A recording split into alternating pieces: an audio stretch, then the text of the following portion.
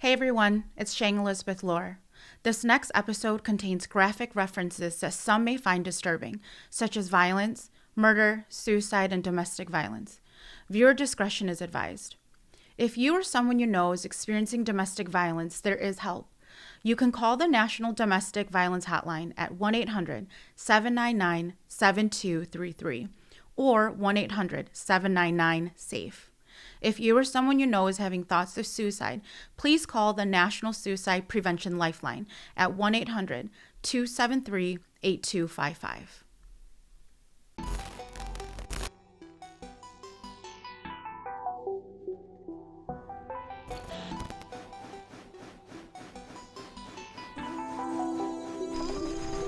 Let's go.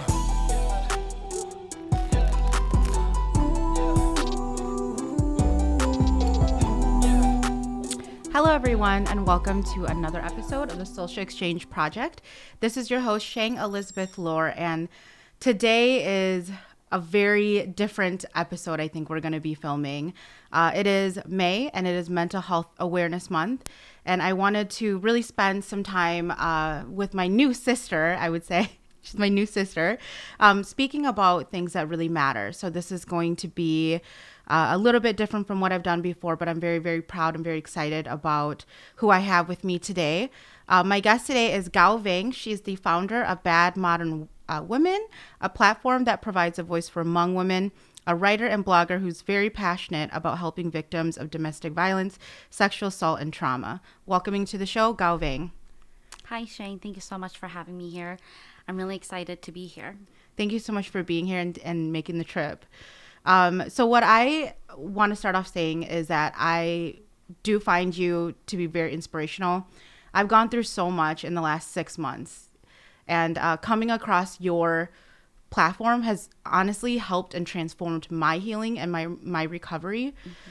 Mm-hmm. So Bad Modern Women, that platform, can you tell us a little bit about it and what inspired you to start this?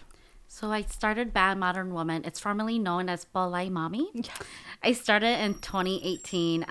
So the term Balai, it actually means bad woman or gangster woman in Hmong.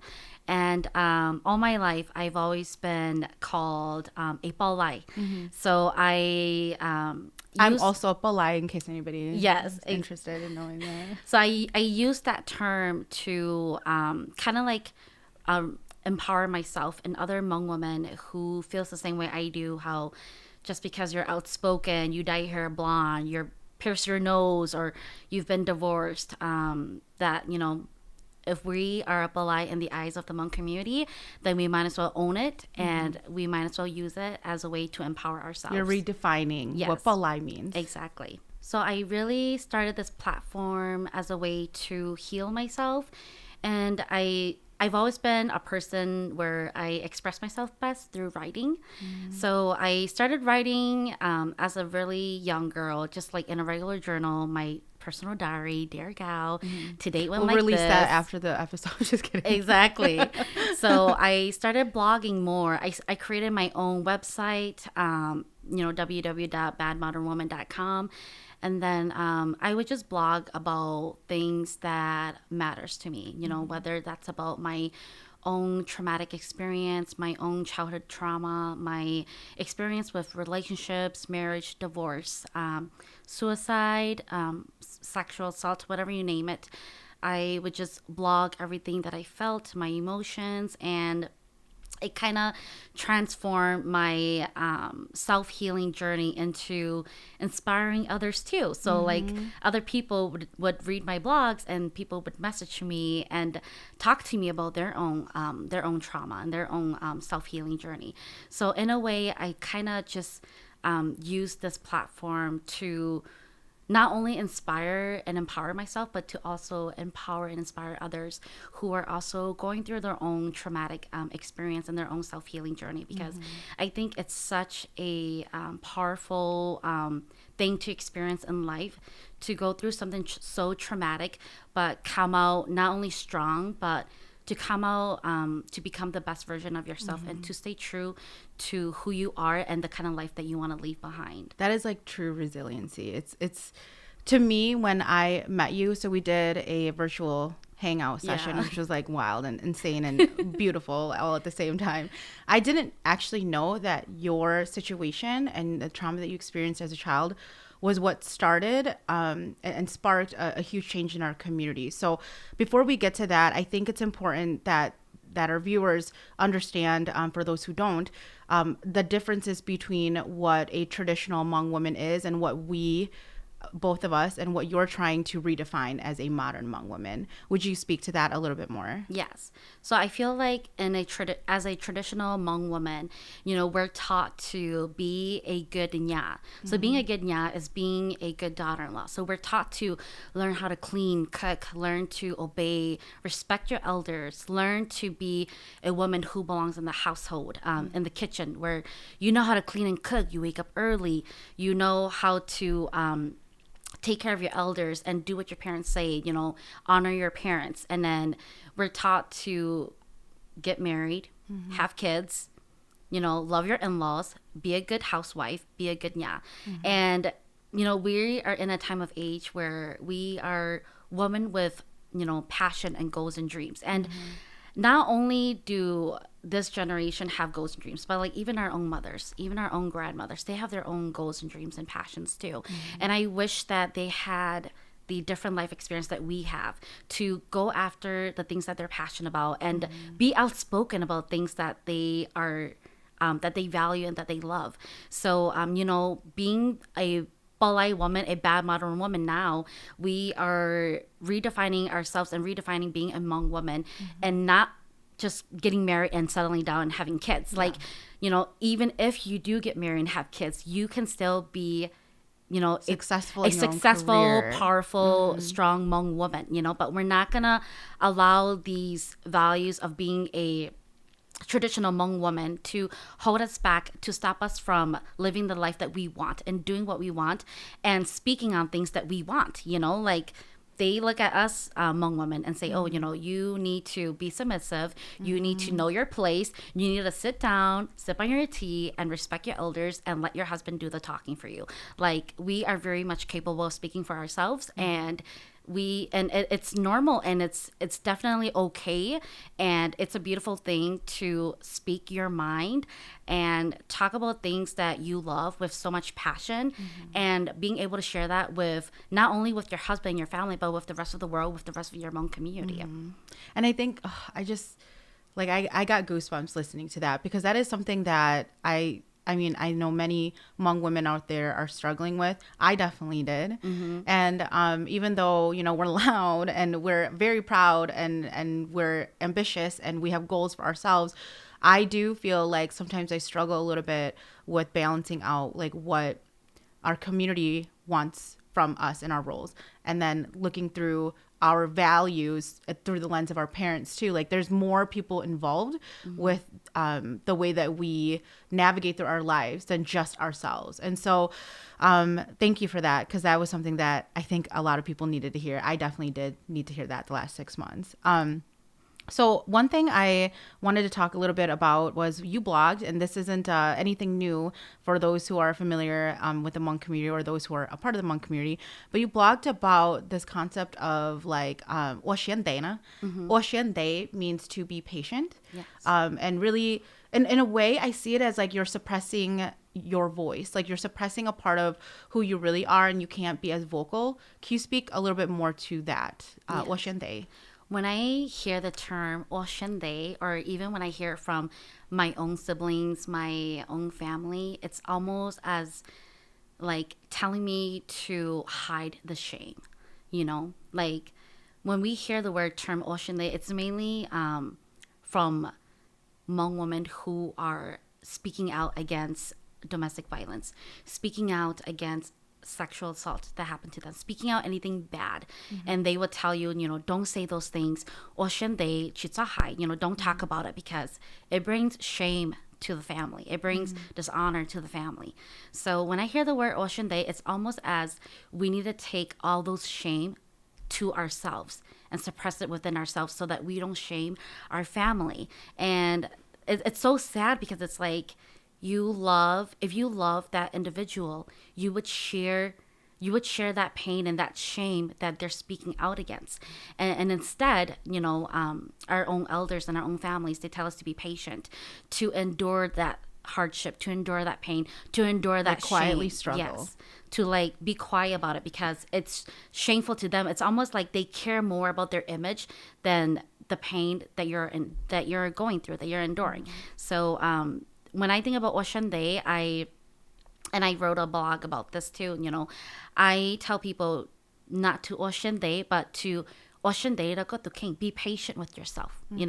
Like even if we can't get to where we want to be, we need to be patient with ourselves. Whether it's a day by day process, a month by month, whether it's a year process, we just need to continue to be patient with ourselves, even if we're just making very small progress to where we want to be. As long as we're patient with ourselves and we make those effort to make changes, that's all that matters, So like giving yourself grace and forgiving yourself, because it's your own personal journey towards healing and recovery. Exactly. Yes. I love that.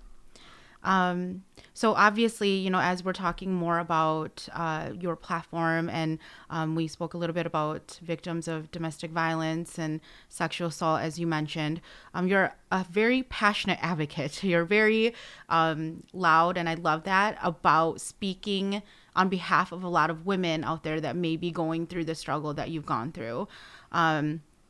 Again, this is a very difficult topic for me to even ask you about, but will you be willing to share your story about your parents? Yeah. So the thing I want to share the most is my mother. Her name is Bao Lor, and she was murdered by my father in 1998. They had a very toxic, abusive relationship for as long as I can remember. I always remember them arguing, fighting a lot. It was very, very violent. And I just remember my mom crying and screaming a lot. I remember I'm always afraid of the basement because it's my traumatic memories of him beating her so bad in the basement. There was a time where I opened the door and I tried to help her, but I couldn't, because she was so badly beaten by my father. But she was murdered by my father, and then right after my father murdered her, he committed suicide in the basement as well. It was a self-inflicted gun wound to his head. So I remember it was a morning where me and my siblings, we were going to school, and my sister, she told me to check the basement to see if my father was in there, because usually it's my father in the morning. They're usually home in the morning when we're getting ready for school, and on that morning we didn't see both of our parents, so we kind of knew something was wrong. But also because their relationship was so rocky, they were always in and out of the house, or they were either at work or somewhere else. So I remember just opening that basement door because I already have so much traumatic memories of the basement. I just felt like a strong energy of a death that morning when I opened that basement door. And I lied to my sister that I checked the basement and that my father wasn't down there. But in fact, he was already, dead in the basement. So we all went to school and we came back home. And my siblings, they wanted to play in the basement, but I didn't want to play in the basement because I just had a really strong negative feeling about the basement. So I refused to play with them in the basement. And it was 3 of my siblings that went to the basement, and they witnessed the death of my father in the basement. They ran back upstairs and they told our 2 older siblings that my father was dead in the basement. His head was missing. So it was just really really graphic. And my older siblings and us, we went to one of our uncle that lived near us, and that's when they called the cops for us, and they came and they recovered my father's body. So ever since that, we were house jumping from relatives and cousins' house because nobody was willing to take in 7 orphans, and at that point we knew that our mom's body was missing. So we didn't recover my mom's body until 2 years later in 2000. And that's when my mother's body was actually recovered by 2 Boy Scouts. And it was in a park I forgot which park it was, but it was by the river where they recovered her body, and they did an investigation, and that's when they let us know that it was indeed my mother's body that was found. I remember after my parents passed away, it was very hard because nobody wanted us, and in the Hmong community, orphans are looked down upon. They usually look at orphans like they're bad luck. You had 6 other siblings, right? Yep. Yeah. So there was 7 of us. I'm the middle daughter and the middle child, and nobody wanted to take in 7 of us because back in the 90s we were all struggling. We were all very poor. Everybody was trying to survive, and taking on 7 As kids. Hmong refugees, Yes, basically. Yeah. exactly. From the results of Vietnam War, so everybody was struggling to make ends meet. Everybody was really poor. Everybody had big families scrunched up in one apartment Like bedroom. doubled up housing. Yeah, so it was just really hard for any families to accept 7 kids. So that's why eventually, I believe 6 months after the passing of my parents, my grandmother, she was the one that decided to split a 7 because nobody was willing to take in 7, but maybe one family could take in 4 and the other one can take in 2. So it was actually me and my baby brother. We were with another uncle, and then my other siblings got separated into another uncle that were willing to take in them. So we got split up, and we didn't really get to see each other as much as we would like, but it was really hard. Sorry. It's just really hard to process losing your parents, but also process losing your siblings at the same time, because I lost my parents when I was 5. So when my parents died, my older siblings were like my mother and father, and to have them be taken away from me, it almost felt like that I lost my parents twice. So it was very lonely and hard, and it was a reality that I had to grow up fast. Like, I had to get over it. Like, I remember telling myself, like, wow, like my parents are not coming back, and my older siblings are not coming back. So if I don't get over this, I can't be sad forever. And I had my younger brother, he was only 2 when our parents passed away, and he relied on me the most. Like, he looked at me like I was his mother. So I became like the oldest, and I became like his mom. So he didn't want anybody else. He only wanted me. So I felt like I had to grow up really fast. I had to become a second mother to my baby brother. And I had to grieve the death of my parents, and I had to grieve losing my siblings, basically. So it was like so many layers of trauma that I had to deal with. But you were also just like surviving. Exactly. Too. I was only a 5-year-old who was like, wow, like all of this is happening. What am I doing? I had to be on my best behavior because I was living with my aunt and uncle. I didn't know if they liked me. I didn't know if they were sincere.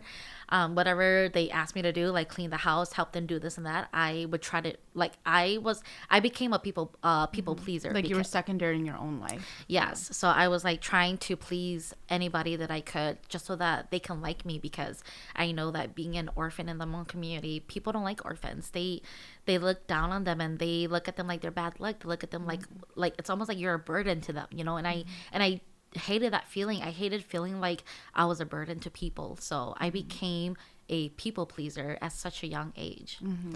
I want to speak to that a little bit too. For those who are not as familiar with the Hmong community, the status of like your parents reflect upon you as children, and vice versa. And so I think that's really important to put out there. So for anybody who's listening, if you do not have parents, that status is very difficult to navigate through, because you're essentially a minyonjo, like an orphan in our community.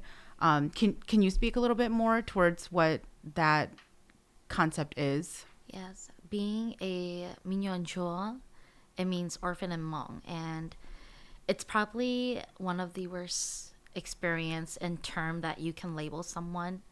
I know that some people who does lose one of the parents, like whether your father or your mother, you do get labeled that term too, like because Right. you don't have a father or mother. And it's a experience in the Hmong community where people, they feel like they have like the authority to disrespect you, Right. just Like because your value, you're devalued. exactly, like they look at you like you're a piece of crap. They don't respect you.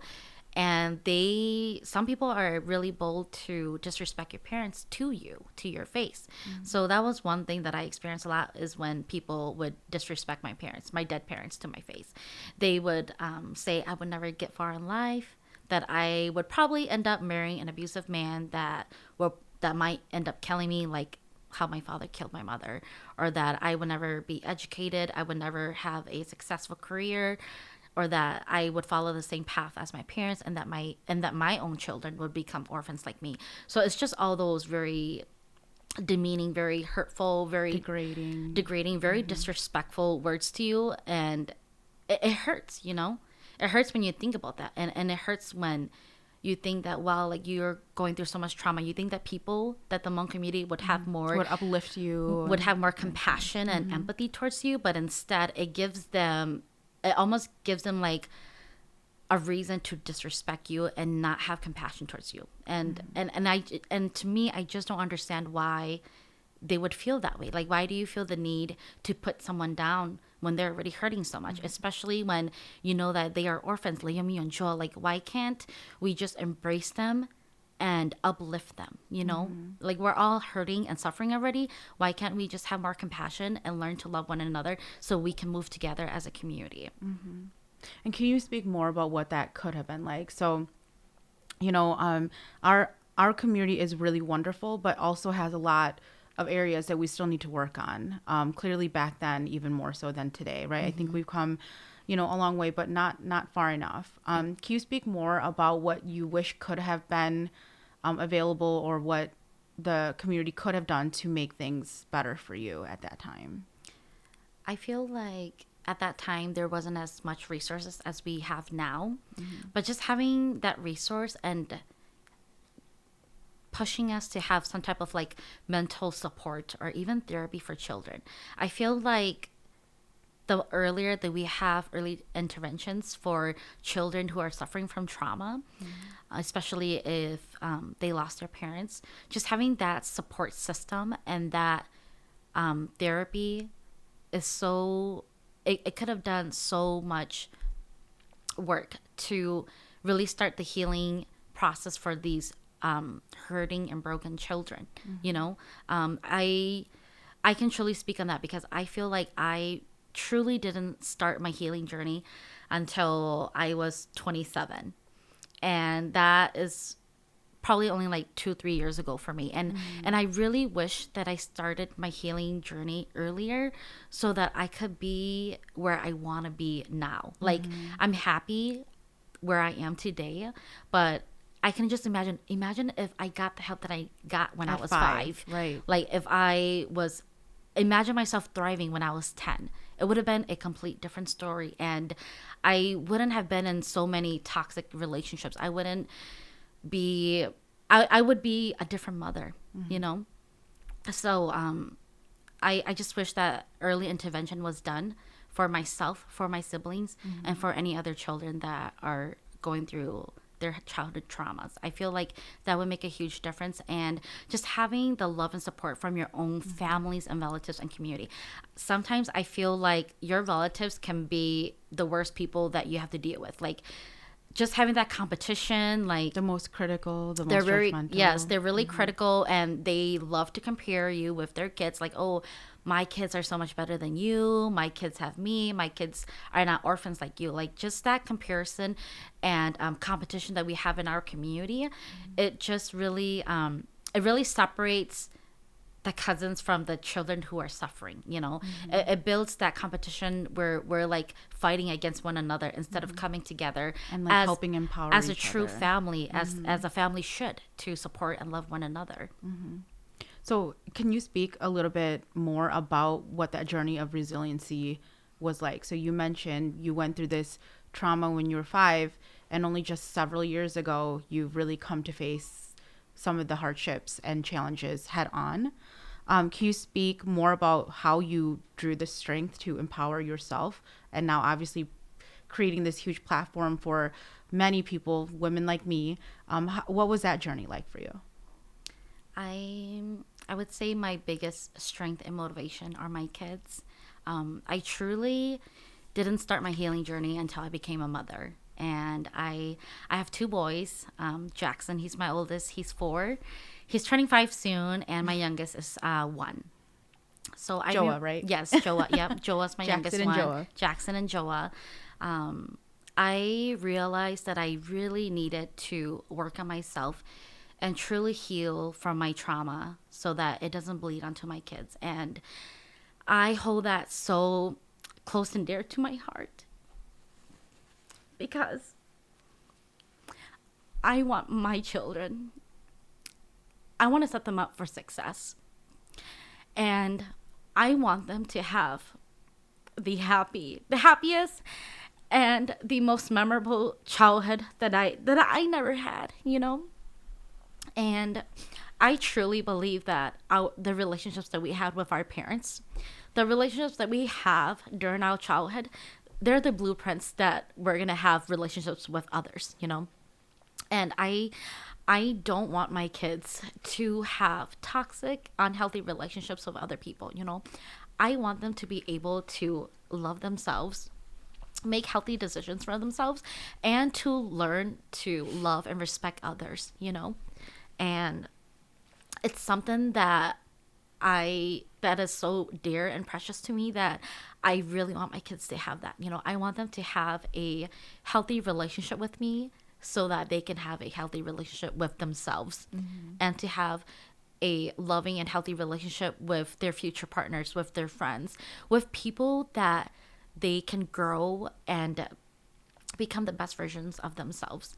And I'm so thankful. Like, I never thought I would become a mother. Like, that was one of my biggest fears. Like, I was like, oh my freaking gosh. Like, I lost my parents. I'm probably going to be like a really crappy mother. I am so afraid of being a mom. And here I am being a mom to 2 boys. And it still scares me. But like, it's the most bravest thing that I've ever done. Like, for myself and for my kids, is to really work on my own trauma so that I don't traumatize my kids, you know? Like, I want to do the best in my power to give them all the tools that they need in life to be a successful, happy, and healthy individual, a happy adult. You know, I want them to be able to look back to their childhood and remember all these good memories that they had with me and their father. To remember, like, hey, you know, like, my mom was not perfect.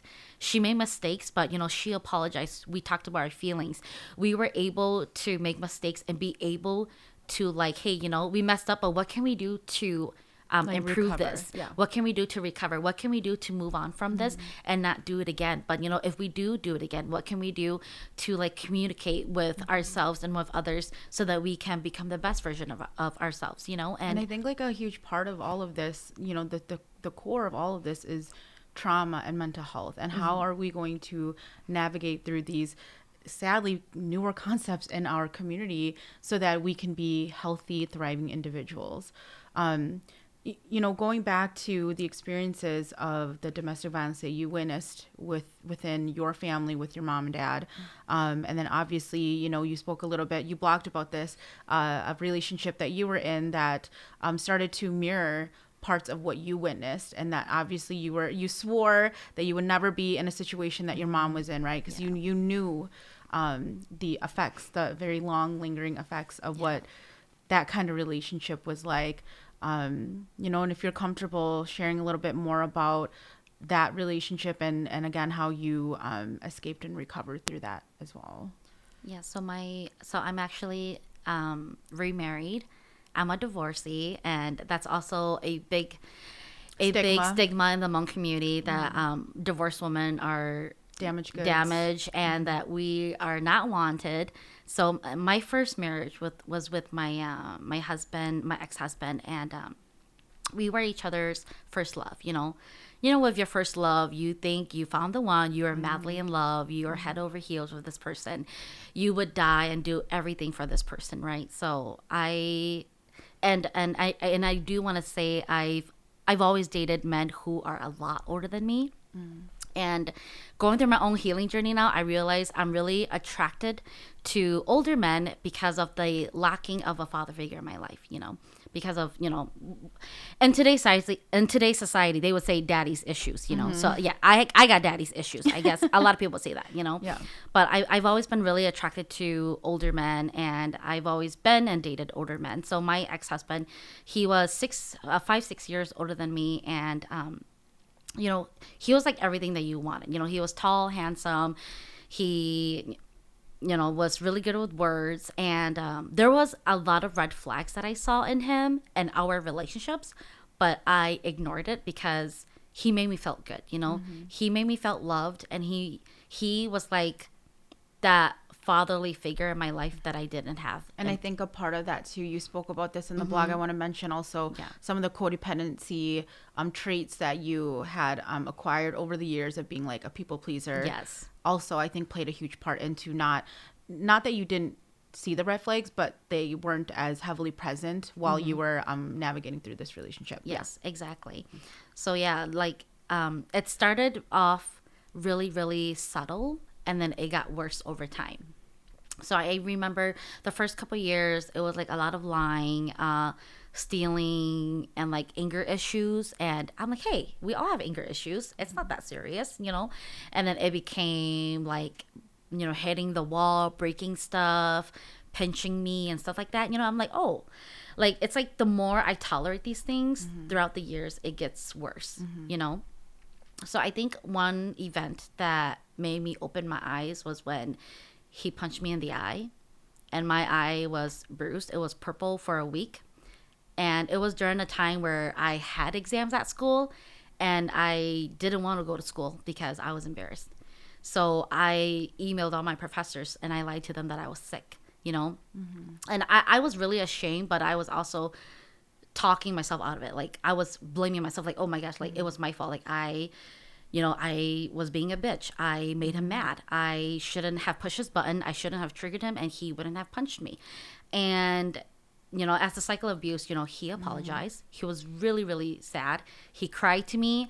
He made up with me the next couple of weeks, like he bought me things. He apologized. He was super good to me for like a couple of weeks, for a couple months. And then, another event happened. So it continued on like that throughout our marriage.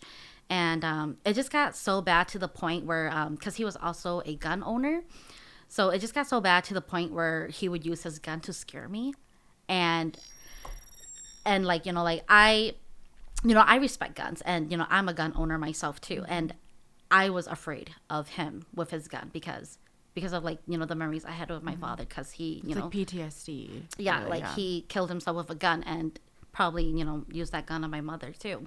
So I was scared for my life, and I didn't want my siblings to go through I didn't want them to lose me to the same way that they lost my mom, So because of so much shame and guilt, I hid this away from my siblings. I was so ashamed, and I just felt I was in a really dark place where I couldn't tell anybody, because I was this person that everybody they're like, you're so bubbly. You're so full of inspirations. You are so outspoken. You are a balai. You are a bad mother woman. How can you be in an abusive relationship like this? And it's almost like I can't practice what I preach because of the relationship that I kind of like a hypocrite, or that you couldn't exactly. I felt like a hypocrite. I felt like maybe I'm not an inspirational person to other people that the way they make me so you kind of like keep up with this front, kind of exactly stay silent. So when outsiders looked at us, they looked at us like we were this happy, perfect married couple, and we were also churchgoers. So we were like, we were leaders in our church, and people looked at us like, we were godly people. We were full of inspirations, and kind of like the epitome of like a perfect Hmong, a perfect happy. Hmong Christian. Yes. Yeah. Yep. So there was just so many stigma and so many pressure on like staying in this marriage, honoring God because God hates divorce, and honoring, you know, your parents because, you know, Your community because, you know, my aunt and uncle that raised me, you know, I didn't want to like disappoint them. So it just got to the point where I felt like I was so sick and tired of pleasing everybody. I was so sick and tired of being in this dark hole, pretending that I'm happy when I'm not. I was so sick and tired of making excuses for his behaviors on me when I know that 90% of the time it wasn't my fault, you know? And I was so sick and tired of being responsible for his own feelings. Like, we're not responsible for other people. We cannot control other people. You can't save everyone. Exactly. We cannot save everyone. We are only responsible for our own actions and for the decisions that we make for ourselves. So it just got to the point where, you know what, I was tired of him threatening me with his gun. I was tired of our arguments. I was tired of the cycles going back and forth. And I feel like, and like I say to like so many women who are also going through domestic violence, you know, there will come a day where you need to find the courage within yourself to tell yourself that, you know what, this is the day, this is it, I'm done with it, and my life is worthy, my life is valuable, and I'm not gonna endure this anymore. So, you know, one day I just woke up and I like, you know, today's the day where I'm gonna pack all my things and I'm gonna leave. And that's what I did. I packed all my things. And we fought a lot about it because he knew that I was making plans because I was emotionally distant from him, but then I was preparing myself to be physically distant from him, you know, because going through divorce itself, it's another nasty battle that, you know, someone has to go through besides domestic violence, but just being able to separate from him physically and finding that safe space for myself was probably the most courageous thing I did for myself.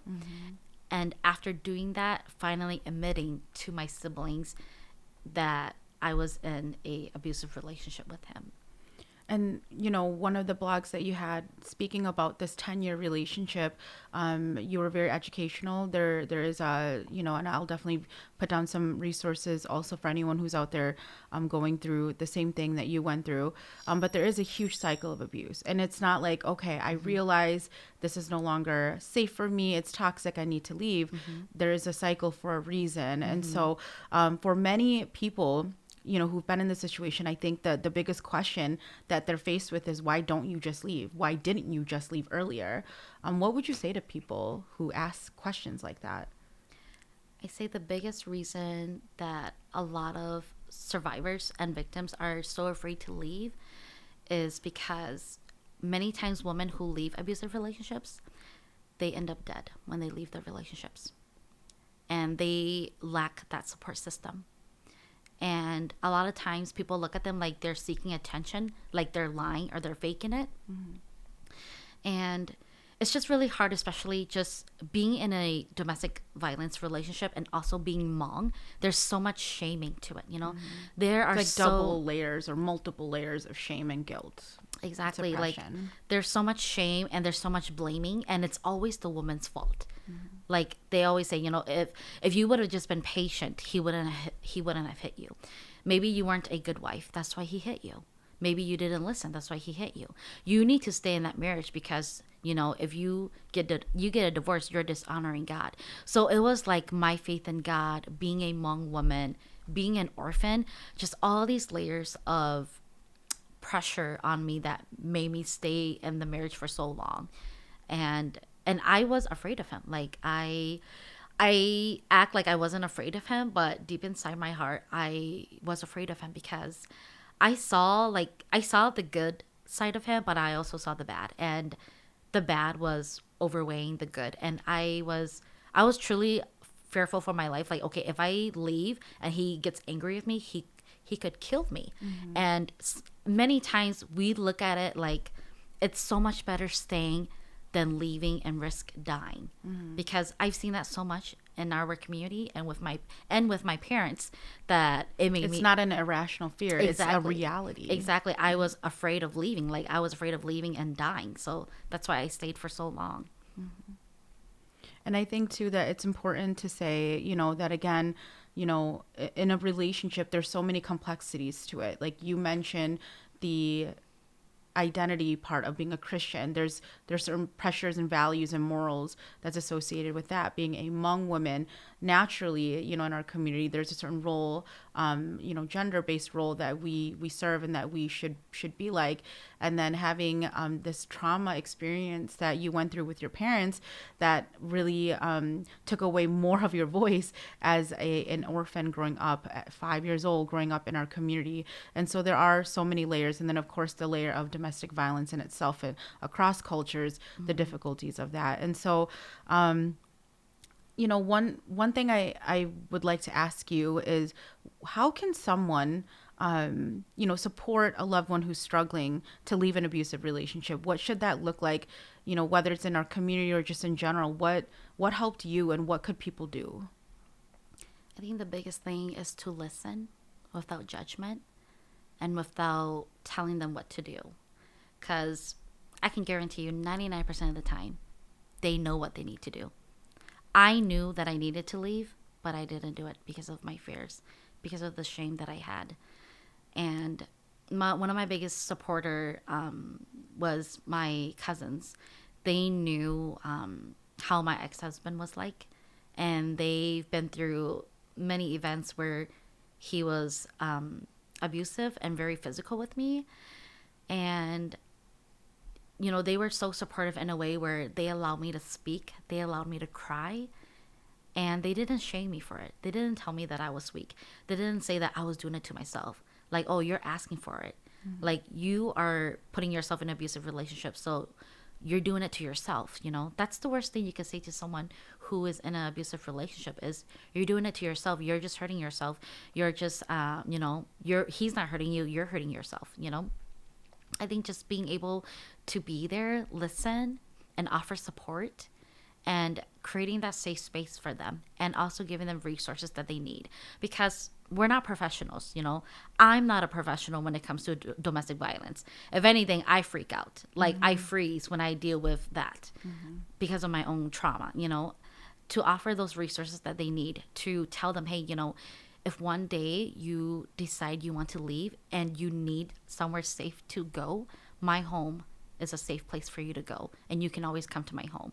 Just offering that to them is so supportive, and it's so helpful to remind them that they are valued and that they are loved, and that they have a safe person that they can cry to and be vulnerable to, because we don't go around telling people, hey, I'm in an abusive relationship. We hide those things. We make so many excuses so that people don't see, the abuse and the trauma that we're going through. So just being that safe person that they can truly talk to and go to and seek help when they're ready. And to be valued as a human being. Exactly. Because there's so much dehumanization that happens with all the layers that we mentioned, that having just one person really truly seeing you as a valuable human being is everything. Yeah.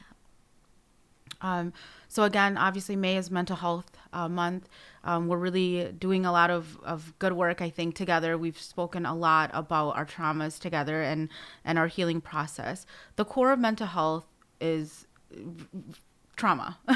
If you've experienced trauma and you don't know how to cope or have the tools and resources available to you to cope, your recovery and your healing process is going to be a very long one.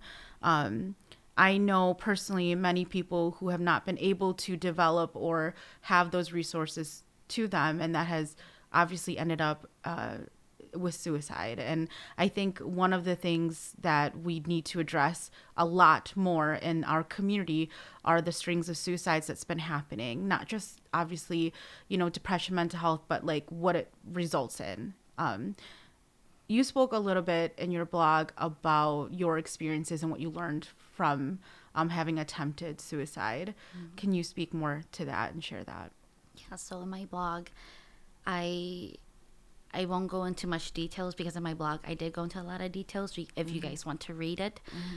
I have attempted suicide twice in my life, and it was during some of the darkest periods of my life when I was going through divorce. And I, in a way, I guess you can say it's like a blessing in disguise, because my failed attempted suicide, I learned so much from it, and I grew from it. And many times it really bothers me when someone says they're selfish for killing themselves. They're selfish for their suicide, but they're not selfish because they're hurting. And in their world and in their minds, death is the only way out in the darkness that they're experiencing. And so many people don't understand that concept. They just look at it like you're selfish, that you're weak. You are weak-minded. That's why you committed suicide. And that's not true. Like, mental illness and mental health is so real, and it's something that we need to talk more about, and it's something that we need to see it from their perspective, from the trauma that they experience. And many times we commit suicide not because we want to die. Many times it's a cry for help. We need help and support, and we just want the pain to stop. And that's really what the people really want, is they just want the pain to stop. That's all they really want. And we know that from the results of suicide, it doesn't stop the pain. It just leaves the pain behind for the families and friends who are hurting, who are angry, and who are left with the mess to deal with. So I think about it like my parents, like my father.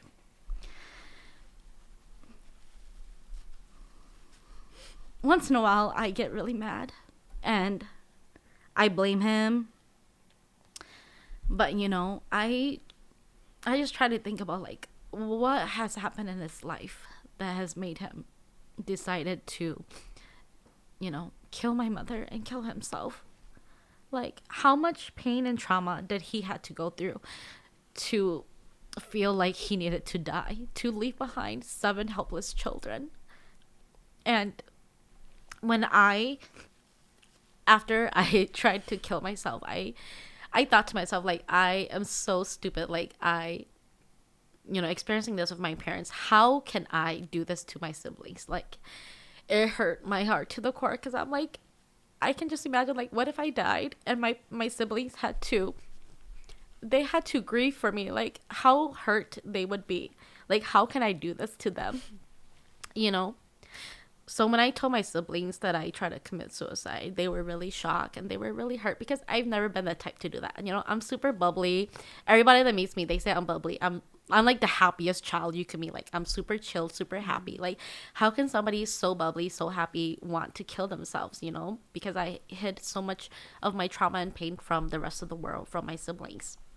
So just being able to think about the consequences of my actions, how it would affect my siblings, it just really motivated me. And I just swear to, like, never ever do that again. Like, okay, like, if I ever felt that way again, I would talk to my therapist. I would seek help from my cousins, from my family, friends who love me. And I know that I'm not alone, and I know that there are so many resources out there for me now, and that I just have to be the one to really seek those treatments, seek that help for myself. And that's what I did. In 2018, that's when I started seeking therapy for myself. So I started seeing my therapist, and that's really when I really began my healing journey. And I really speak about these things so that other people who are suicidal, who are going through these traumatic experience, they can find the courage and the strength within themselves to really seek therapy. Because there's, in the Hmong community, there's so much stigma and so much shame in seeking mental health. Like, they see, like, oh my gosh, you're going to therapy, you must be crazy, or something like must be wrong with you. And it's like, yeah, like, I am traumatized and I need help. And there's nothing wrong with that. Like, there are many, like, all of us were all traumatized in some ways, and there is no shame in getting help from, therapy, talking to your therapist, or just, like, talking about it, to your friends and family. And it doesn't mean you're weak. If anything, being vulnerable is being strong. It takes a really strong and a courageous person to be vulnerable with themselves, to accept all of their to look for help, trauma, and to look for help. Yes. And to admit that they need help. And I think there's, anyone who's listening, they know somebody or have gone through this themselves. And I think just hearing how raw and honest you've been with your stories, and obviously as a person who's still going through the recovery, as many of us are, I know that this is not going to be something that will be taken lightly. I think, and I hope that this will be something that will be that there will be huge impactful awareness with mental health within our community. So thank you again for sharing your story. Before we go, I want to speak a little bit more about, obviously you became a mom, and you said that was a huge turning point in your journey, in your recovery. What kind of legacy do you want to leave behind? Just even, just as a person, but with your platform and for your kids. Can you speak more about that? I would say to myself and to the people that I love is to be honest and to be true to who you are. Whatever